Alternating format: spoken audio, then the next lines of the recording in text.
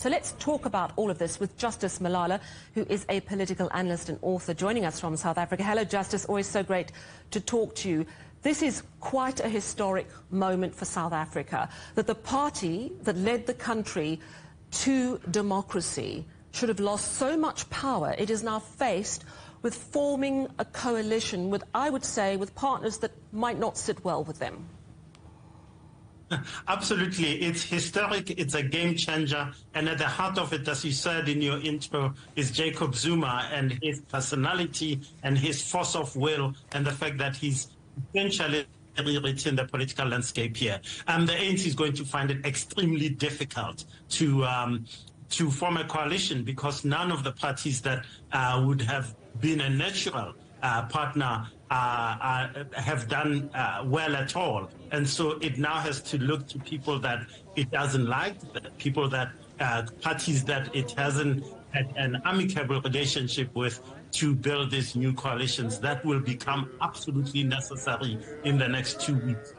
We've already heard from the MK party, Jacob Zuma's daughter, Duduzile, saying no way will we go into a coalition with the ANC. Of course, we know it's always up for grabs, but I wonder if you could give us a sense from what you're hearing on what the most likely coalition could be.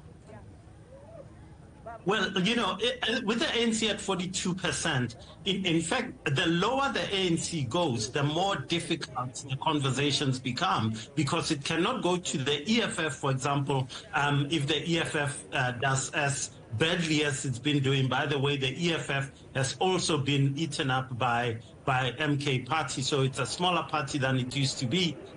It can't go to MK party, as we've heard, as you've just mentioned, and so it's left pretty much with the pro-business Democratic Alliance, and those conversations will be very, very hard to conduct because the ANC will have to give up quite a bit. If it goes with the example, it has to give up quite a bit on the policy front, what happens with the economy, what happens with the reforms that President Ramaphosa was engaged in, and so forth, and it's likely to go sharply left. If it goes with the DA, it goes sharply right, and both sets of coalitions have jeopardy for the ANC. It means that it may lose more of its support, or it may even fit.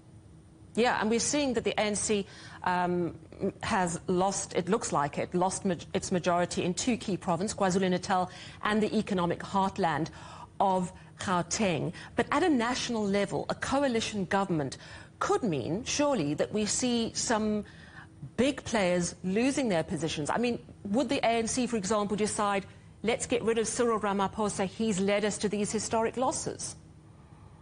Absolutely. I think Cyril Ramaphosa's future, you know, the ANC has a National Executive Committee meeting today, as far as I understand. I'm not sure if it started. There will be hard talks about why are we here? How did we get here?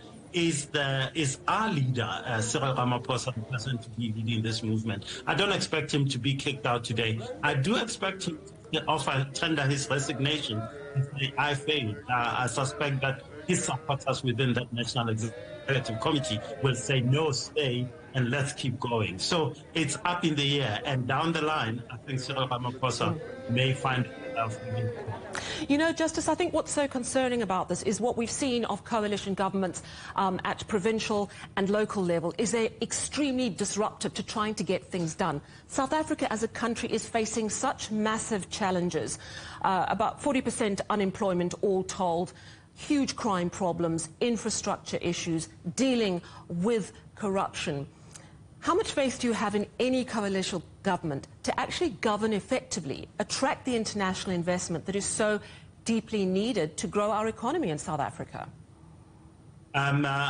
Sally, this is the heart of the matter. South Africa, if whatever coalition is built, particularly at national level in the next 14 days, does not work, then everything that you talk about will become worse, and South Africa will find itself in a very fragile place. So it's absolutely key. And the ANC and the bigger parties, the EFF, the Democratic Alliance, whichever way it goes, there's going to have to be maturity, or else we really are in trouble going into the future. At the moment, no one knows what's going to happen over the next few days, because the ANC's loss is of such a nature, it makes it difficult to build that coalition with anyone.